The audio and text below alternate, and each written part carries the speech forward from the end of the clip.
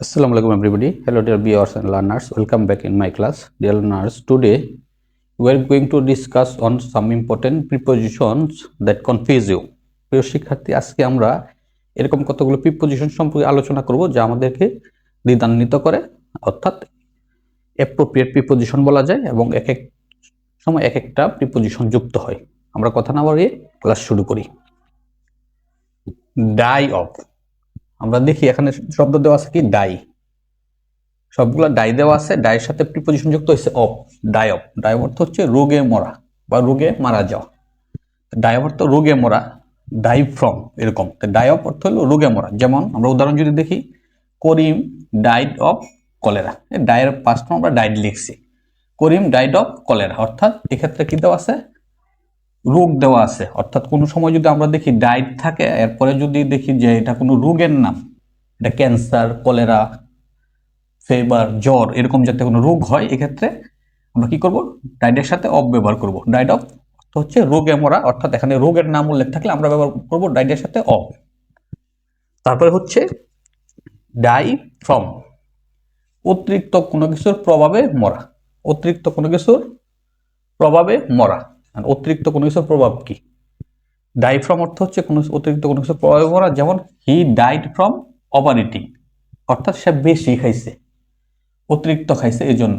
He died from hunger, he died from thirsty, সে তৃষ্ণার জন্য মারা গেছে। অর্থাৎ কোনো কিছুর ক্ষুধা, কোনো কিছুর তৃষ্ণা বা অতিরিক্ত খাওয়ার কোনো কিছুর প্রভাবে, এটাই বলছে অতিরিক্ত কোনো কিছুর প্রভাবে মরা বা অতিরিক্ত কোনো কিছুর প্রভাবে মারা যাওয়া হচ্ছে ডাইড ফ্রম। ডাইড ফ্রম কি? অতিরিক্ত কোনো কিছুর প্রভাবে মরা। ডাই অফ মানে রোগে মরা।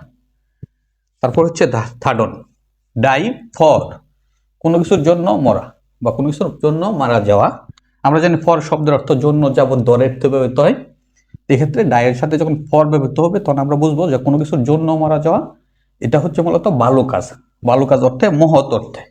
যেমন দেশপ্রেমের জন্য, প্রেমিকার জন্য, বা কোনো সঠিক নিয়ম বা কোনো মহৎ কাজ প্রতিষ্ঠা করার জন্য। এক্ষেত্রে হলো ডাই ফর। যেমন he died for his country, অর্থাৎ সে তার দেশের জন্য মারা গেছে। ডাইড ফর কি? মহৎ কাজের জন্য, কোনো কিছুর জন্য মারা যাওয়া হচ্ছে ডাইড ফর। এক্ষেত্রে সে দেশের জন্য মারা গেছে, ভালো কোনো কাজের জন্য। তারপর হচ্ছে ডাই বাই, কোনো কিছুর দ্বারা মরা বা আত্মহত্যা করা। যেমন ডাই বাই হচ্ছে আত্মহত্যা করা। যেমন হি ডাইড বাই সুইসাইড বা হি ডাইড বাই পয়জন, অর্থাৎ সে বিষ পান দ্বারা মারা গেছে অথবা সুইসাইডের দ্বারা মারা গেছে। অর্থাৎ নিজে আত্মহত্যা করার অর্থে এক কথা হচ্ছে নিজেরা যখন মারে, এটা বিষ পানের দ্বারা হোক, ফাঁস নিয়ে হোক, যে কোনোভাবে হোক, যখন নিজের দ্বারা মরে, এক্ষেত্রে আমরা ব্যবহার করবো die by. He died by poison. এক্ষেত্রে আমাদের ইংলিশ সেন্টেন্সগুলো মুখস্থ করতে হবে, তাইলে আমাদের জন্য মনে রাখা সহজ। তারপরে হচ্ছে ডাই ইন। ডাই ইন কোন সময় ব্যবহার করবো? ডাইয়ের সাথে ইন কোন সময়? যুদ্ধ, অভাব, দুর্ঘটনা। যেমন হি ডাইড ইন ওয়ার, সে যুদ্ধে মারা গেছিল। His father died in an accident, সে দুর্ঘটনায় মারা গেছে। অর্থাৎ দুর্ঘটনায় মারা যাওয়া, যুদ্ধে মারা যাওয়া বা অভাবে মারা যাওয়া। এক্ষেত্রে আমরা কি ব্যবহার করবো? Die in. তাহলে আমরা রিপিট করি। ডাই অফ অর্থ হচ্ছে রোগে মারা যাওয়া। ডাই ফ্রম হচ্ছে কোনো কিছুর প্রভাবে, যেমন over eating, he died from over eating.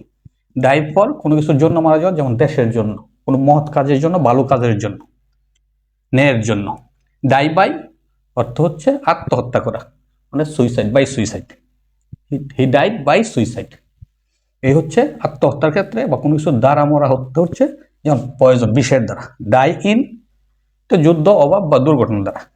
He died in war, his father died in an accident, তার পিতা একটা দুর্ঘটনায় মারা গিয়েছিল। অর্থাৎ কোন দুর্ঘটনায় মারা যাওয়া। এই হচ্ছে আমাদেরকে কিছু গুরুত্বপূর্ণ প্রিপোজিশন যেগুলো আমাদের কনফিউজ করে। আমরা ডাইয়ের সাথে এই অর্থ অনুসারে জায়গা, স্থান, কাল, পাত্র ভেদে ভেরি করে। এক্ষেত্রে আমরা ভিন্ন ভিন্ন প্রিপোজিশন ব্যবহার করব, যা অত্যন্ত গুরুত্বপূর্ণ।